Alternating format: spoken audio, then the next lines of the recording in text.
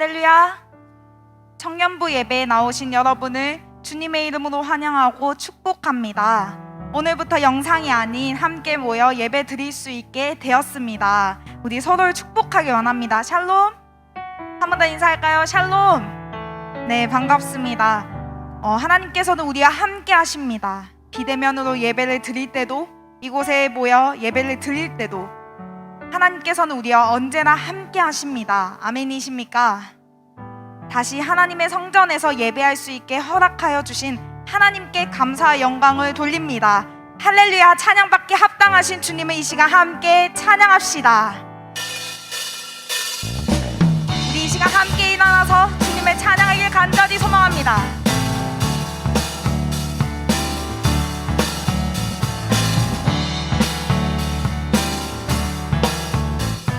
우리 함께 찬양할까요? 감사와 찬양 드리며, 감사와 찬양 드리며 주 앞에 나가세. 크고 광대하신 주 이름, 그의 성소에서 주를 찬양하세.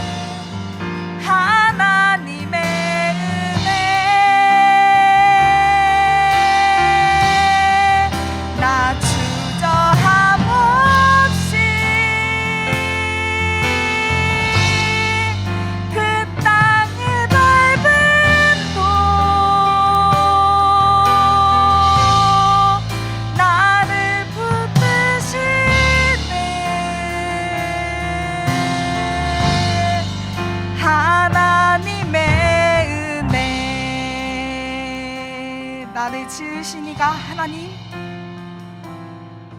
나를 지으신 이가 하나님, 나를 부르신 이가 하나님, 나를 보내신 이도 하나님, 나의 나 된 것은 다 하나님 은혜라. 나의 달려갈 길 다 가도록, 나의 마지막 호흡 다 하도록, 나도 그 십자가 함께 하시니, 나의 나 된 것은 다 하나님 은혜라. 우리 함께 고백할까요? 한량없는 은혜, 한량없는 은혜, 갚을 길 없는 은혜, 내 삶을 애워싸는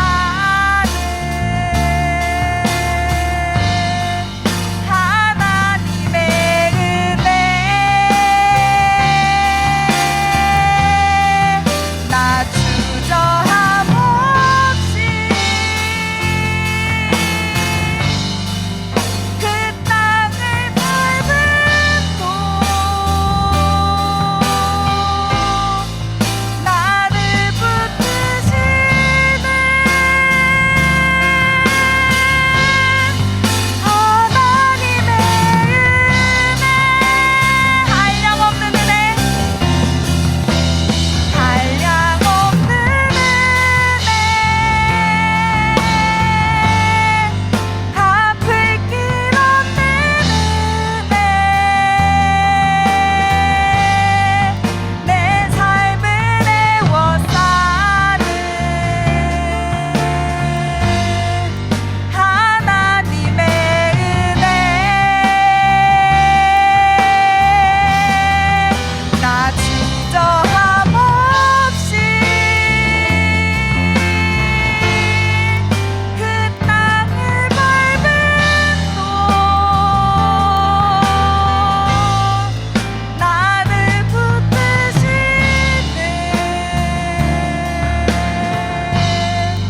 하나님의 은혜. 이 시간 함께 기도하길 원합니다. 하나님, 하나님의 성전에서 예배 드릴 수 있게 허락하여 주심에 감사합니다. 모든 것이 하나님의 은혜임을 이 시간 고백합니다. 하나님의 은혜를 잊지 않고 감사하며 살아가는 우리가 되게 하여 주시옵소서. 오늘 드려질 예배를 감사하며 또 모든 것이 하나님의 은혜임을 고백하며 우리 이 시간 함께 기도합시다. 주여, 주님. 우리 옆에 우리 좌우에 또 앞뒤로 사랑하고 축복합니다. 인사하겠습니다. 사랑하고 축복합니다. 그래요. 이렇게 눈을 마주칠 수 있고 서로 또 얼굴을 또 볼 수 있고 너무너무 참 감사한 것 같습니다. 빨리 우리 이 코로나가 다 사라져서 함께 또 마음껏 찬양하고 또 예배 드리면 참 좋겠다 생각되어집니다. 오늘 우리 군에서 또 이 성재 형제, 그죠? 성재 형제 나왔습니다. 우리 한 번 더 격려의 박수 부탁드리겠습니다. 환영의 박수. 그래요. 어떤 그 청년이 습관에 대해서 알고 싶어서 이제 한 스승님을 찾아가게 되었습니다. 그래서 이제 스승님, 습관을 좀 가르쳐 주십시오. 습관이 어떤 것입니까? 그러자 이제 선생님이 그 청년을 데리고 산에 올라갔습니다. 그래서 이제 그 청년에게 말을 합니다. 자, 이 어린 나무를 한번 뽑아봐라. 청년이 이제 이 나무를 잡고 쑥 당기니까 어린 나무가 쑥 뽑히는 거예요. 이제 그 옆에 있던 한 1년 됨직한 나무를 보고 저 나무를 한번 뽑아봐라. 조금 힘겹지만 그래도 쏙 뽑아 내게 됩니다. 이번에는 제법 굵어요. 장단지 굵기만한 나무를 보면서 자, 저 나무를 한번 뽑아봐라. 이 청년이 붙잡고 아무리 땡겨도 나무가 뽑히지 않자 청년은 이제 결국에는 깨닫게 되죠. 좋은 습관이든 나쁜 습관이든 이것이 세월이 갈수록 고치기 힘들어진다라는 것입니다. 여러분, 습관은 본능이 아니죠. 그죠? 우리가 생활하면서 무의식적으로 작고 큰 행동들이 만들어져서 이게 습관이 하나의 우리의 행동, 반응이 되어진 것이 바로 습관입니다. 베네딕트 수도원에 이런 그 규율이 있습니다. 뭐냐면 불평하는 습관을 가지지 마라. 그리고 투덜대거나 못마땅해야 하는 그런 기미도 보이지 말라.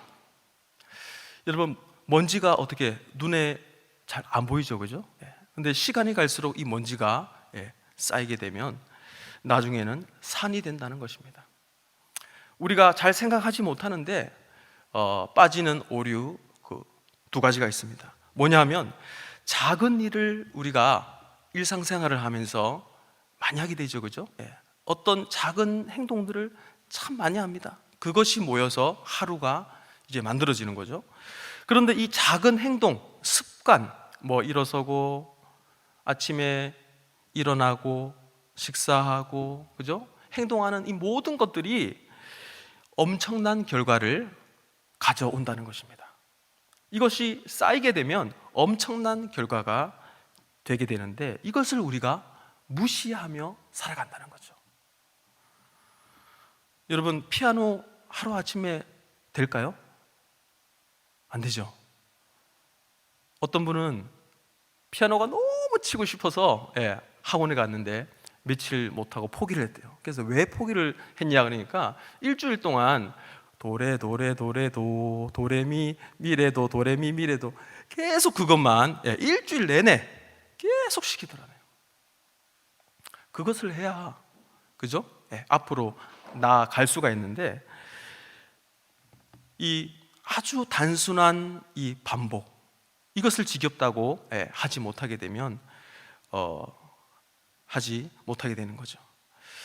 또 하나는 우리가 오류에 빠지는 또 하나는 뭐냐면 한 번에 뭔가를 큰 일을 이루려 한다는 것입니다.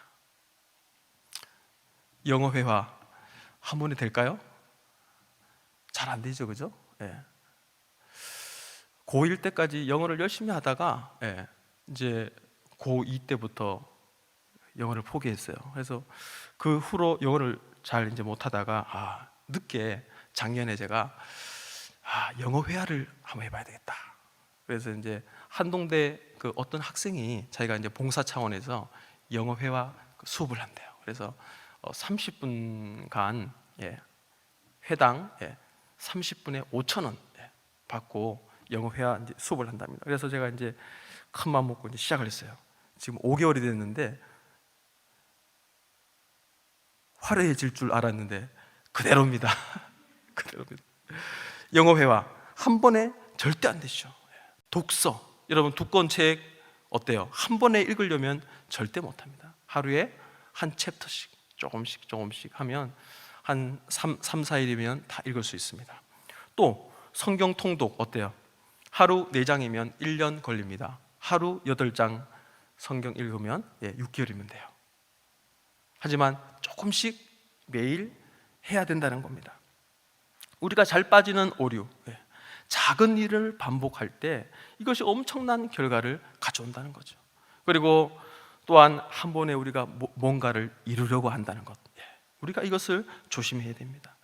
제가 왜 이런 말씀을 드리냐면 우리가 감사하는 생활을 해야 됩니다. 감사하는 생활. 그래서 추수감사절이 11월 셋째 주일인데 막상 추수감사절이 돼서 내가 뭐가 감사한 일이 있을까 돌아보면 참 선뜻 감사하지 못하는 그런 일을 많이 봅니다.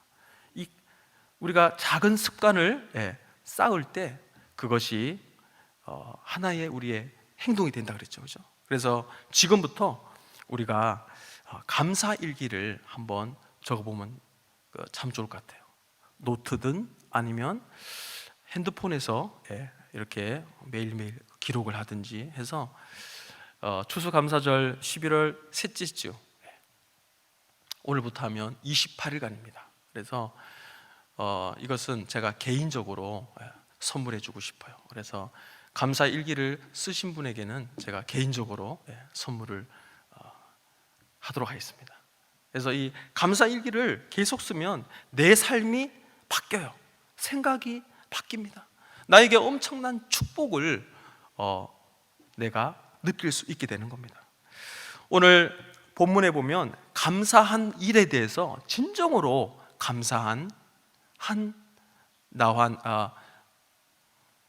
한센병 걸린 사람이 나오는데, 정말 진정으로 주님께 감사했을 때 구원받는 놀라운 은혜의 체험을 하게 됩니다.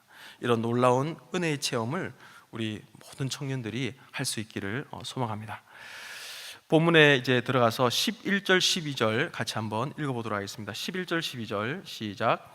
예수께서 예루살렘으로 가실 때 사마리아와 갈릴리 사이로 지나가시다가 한 마을에 들어가시니 나온 10명이 예수를 만나 멀리 서서, 예수님의 사명은 죽는 겁니다. 그죠?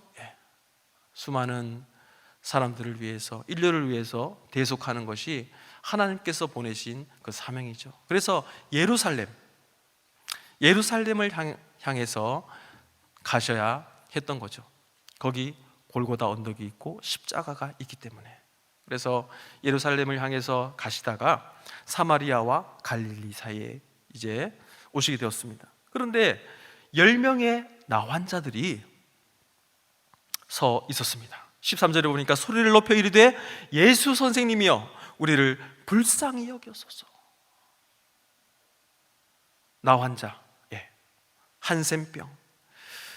이때 유대인들은 하나님이 주신 천벌로 그렇게 규정을 했습니다. 그래서 이 한센병이 걸리게 되면 옷을 찢어서 내가 한센병 환자입니다 하는 것을 알렸습니다.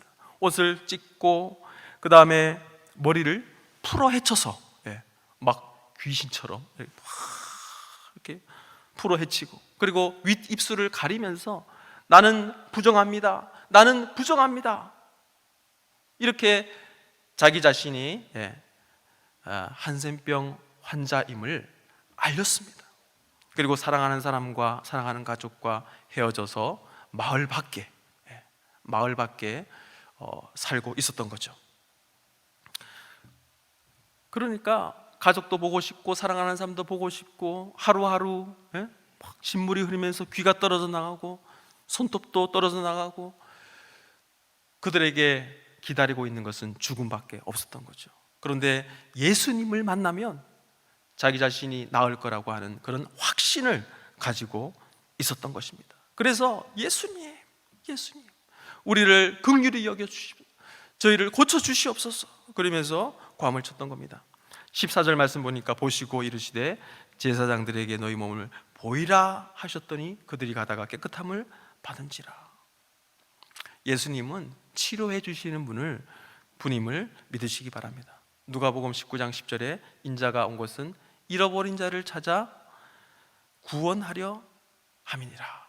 이 잃어버린 자라고 하는 것은 하나님과 우리 사이에 막힌 이 죄의 담을 연결해 주는 것도 있지만 질병으로 고통받는 자들을 구원해 주시는 것이 바로 예수님의 사명입니다. 얼마나 고통스럽겠습니까? 자, 그런데 바로 고쳐주지 않고 제사장에게 너희 몸을 보이라 그럽니다. 자, 15절 16절 같이 읽어보겠습니다. 시작. 그 중에 한 사람이 자기가 낳은 것을 보고 큰 소리로 하나님께 영광을 돌리며 돌아와 예수의 발 앞에 엎드려 감사하니 그는 사마리아 사람이라. 예수님의 말씀대로 믿음을 가지고 달려갔습니다.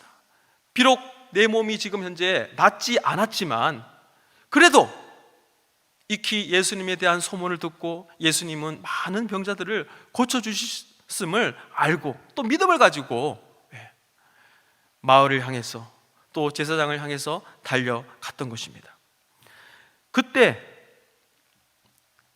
달려가는 가운데 그들의 몸이 다 나았습니다. 그런데 한 사람이, 그 중에 한 사람이 자기가 나은 것을 보고 큰 소리로 하나님께 영광을 돌리며 돌아와 예수님 앞에 10명이 나왔는데 9명은 온데간데 없고 한 명이, 그것도 이방인 사마리아인이 예수님 앞에 나와 발 앞에 머리를 대고 감격의 감사를 올려드립니다. 17절 18절에 보니까 예수께서 대답하여 이르시되 10명이 다 깨끗함을 받지 아니했느냐? 그 9은 어디 있느냐? 이 이방인 외에 하나님께 영광을 돌리러 온 자가 없느냐? 예수님은 한탄하셨습니다. 아니, 죽을 병에서 낫게 됐는데 어디 갔느냐? 그러면서 한탄해 하십니다. 마지막 절에 그에게 이르시되 일어나 가라, 내 믿음이 너를 구원하였느니라. 이 마지막 한 명, 이 한 명은 육체의 질병뿐만 아니라 영원한 이 영생을 얻게 되는 놀라운 축복을 받게 되었습니다. 오늘 본문을 통해 주시는 하나님의 말씀은 첫 번째로 회개와 긍휼만이 희망이다라는 것입니다. 오늘 본문 12절 13절에 보면 나환자 10명이 주님께 긍휼을 간구하는 내용이 나오죠. 사마리아와 갈릴리 그 접경, 그곳에 집단촌을 이루면서 하루하루 생명의 그 죽음으로 가고 있는 이 나환자, 이들이 예수님을 찾고 예수님께 부르짖고 또 자신의 삶을 회개하면서 긍휼을 구했습니다. 우리가 희망이 있는 것은 뭐냐?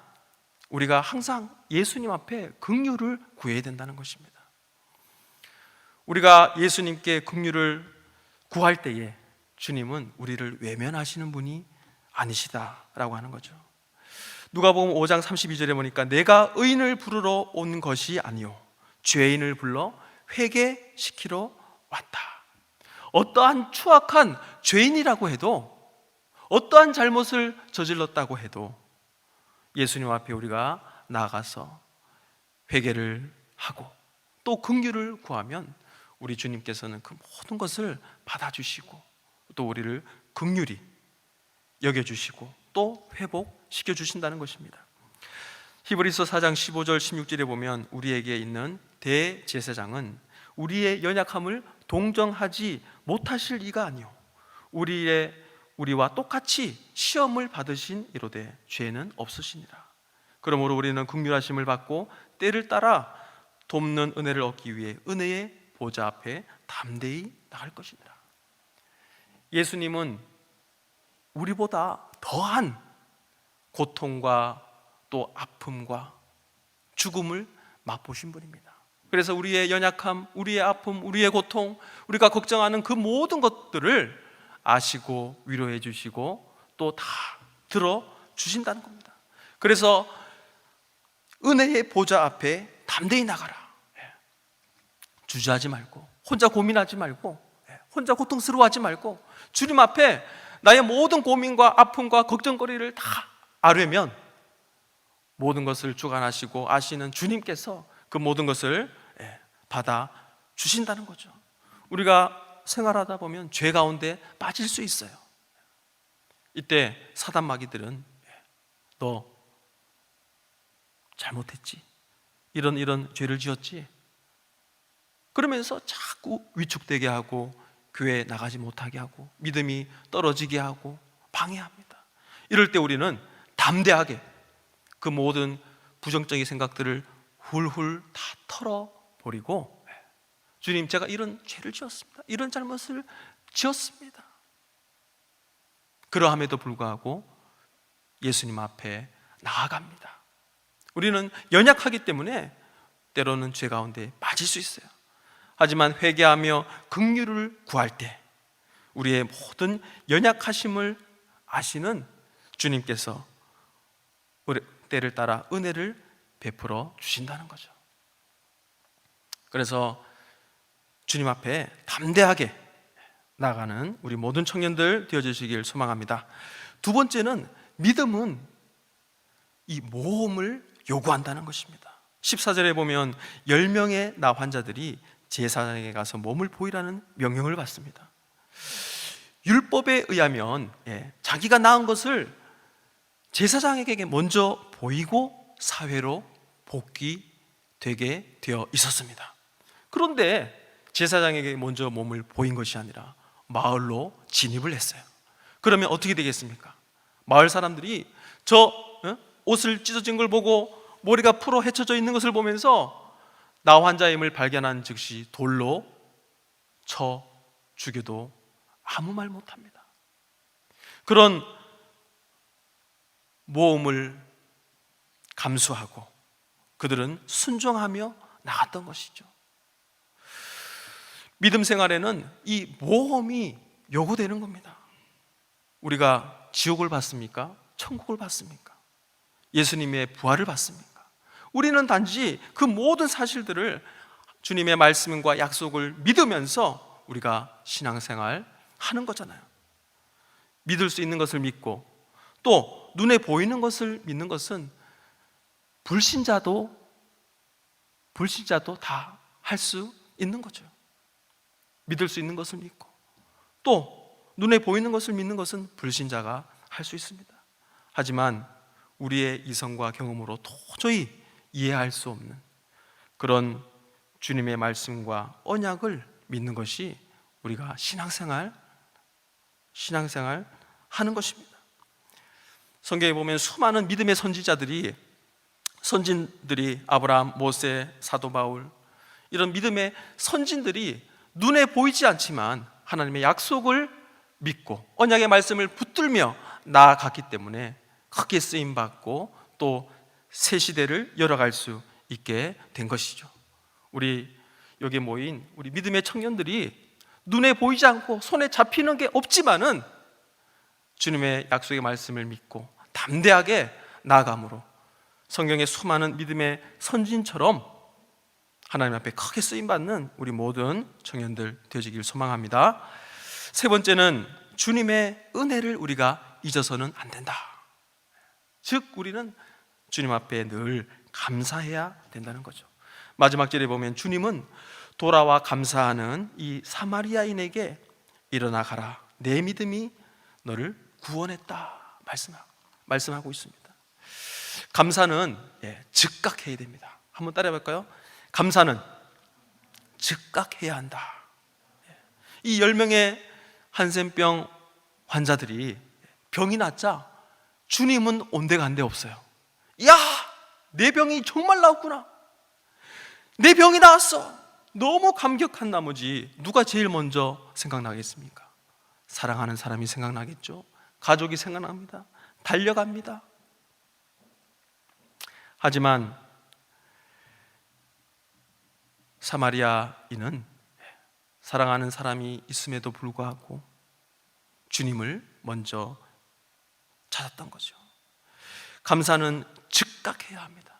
우리가 큰 은혜를 받았을 때, 내 마음 가운데 정말 감사가 넘쳐날 때, 이번 주에 내가 정말 아낌없이 헌금해야지. 그런데 이 감사의 감정이 하루가 지나면 뚝 떨어져요. 이틀이 지나면 뚝뚝 떨어집니다. 점점 떨어지게 되는 거죠. 두 번째는 감사하는 습관으로 우리가 살아야 된다. 많은 습관들이 있지만 감사하는 습관대로 우리가 살아야 된다는 겁니다. 감사하면 수많은 감사거리가 생겨납니다. 하지만 불평하면 있는 것도 없어지고 또 같이 있던 사람들도 멀쩡히 잘 있는 사람들도 점점 불행해지는 것이 바로 불평이에요. 또한 감사가 축복을 가져온다는 사실을 우리는 믿어야 됩니다. 여러분 말로 감사를 표현한다고 해서 돈 드는 거 아니죠, 그죠? 감사할 때, 그런데 감사할 때 축복이 임한다는 것입니다. 이 사마리아인은 사랑하는 사람도 먼저 보고 싶고 가족도 보고 싶고 그랬지만 그래도 죽을 수밖에 없는 자기 자신을 살려주신, 고쳐주신 주님께 먼저 달려가서 진정으로 바닥에 엎드려서 주님을 감사했습니다. 그런데 유대 사람들은 이 사마리아가 722년에 아수르에 의해서 망하게 됩니다. 그래서 혼혈족이 되게 되죠. 그래서 유대인들은 자신들만이 하나님 앞에 선민이다 그러면서 자부심을 가졌던 민족입니다. 그런데 이 9명의 유대인들은 온데간도 없고 이 핍박을 받던 이 사마리아인, 하나님 앞에 의롭다 여김을 받지 못한 이 사마리아인이 주님께 감사했던 거죠. 이럴 때 하나님께서 육체의 질병뿐만 아니라 영생의 선물을 얻게 되는 놀라운 축복을 받게 된 것입니다. 여러분, 우리의 모습은 어떻습니까? 진정 하나님께 감사하고 있습니까? 우리는 육체의 고침보다 사실은 더한 축복을 받았어요. 우리가 신앙생활 하다 보면 잊고 사는 게 있는데 뭐냐면 이 영생을 얻었다는 겁니다. 하나님의 자녀가 된 그 감격에서 점점 식어진다는 거죠. 처음 예수님을 믿을 때는 그 감격이 있어요. 그런데 계속 살다 보면 이 영생을 얻은 이 감격이 당연시 되게 됩니다. 내가 구원받은 것을, 나의 죄를 사해 주신 이 예수님의 그 크신 사랑을 우리가 잊고 살 때가 얼마나 많은지 몰라요. 육체의 고침은 이 세상에 국한됩니다. 하지만 이 영혼의 구원은 영원한 거죠. 우리 가슴 가운데 이런 감격이 있기를 소망합니다. 우리는 날마다 감격하면서 하나님을 찬양하는 삶을 살아야 합니다. 한센병의 고침을 받았지만 감사는커녕 사라져버린 유대인처럼 살면 안 되는 거죠. 날마다 주님 앞에 나올 때 우리가 이 구원의 감격, 또 하나님의 자녀된 이 감격, 십자가의 대속의 은혜에 대한 이 감격을 가지고 나올 수 있는 우리 청년들 되어지길 소망합니다. 계속해서 우리는 감사를 훈련합시다. 감사는 훈련으로 되어지는 거예요. 그래서 제가 감사일기를 한번 써보라는 겁니다. 여러분, 코로나 가운데 혹시 감사가 있습니까? 대부분은 마스크를 써서 너무 힘듭니다. 또 마스크를 하루 종일 쓰고 있으니까 너무 답답합니다. 어렵고 힘들고 고통스럽고 괴로운 것들만 아마 나열하게 될 것입니다. 여러분, 한번 코로나로 인해 내게 주어진 감사가 뭔가, 그것도 한번 일기에 적어 보시기 바랍니다. 우리의 생각 속에 불평, 불만을 제거합시다. 그럴 때 감사를 넘어서 축복의 인생이 되게 되는 것입니다. 한 주간의 삶도 우리 청년들의 삶에 감사가 넘쳐나기를 축복합니다. 그 감사로 인해서 모든 환경을 뛰어넘고 하나님의 놀라운 축복이 여러분들의 삶 가운데 가득 넘치기를 축복합니다. 기도하겠습니다. 하나님, 우리가 많은 축복을 받았음에 감사드립니다.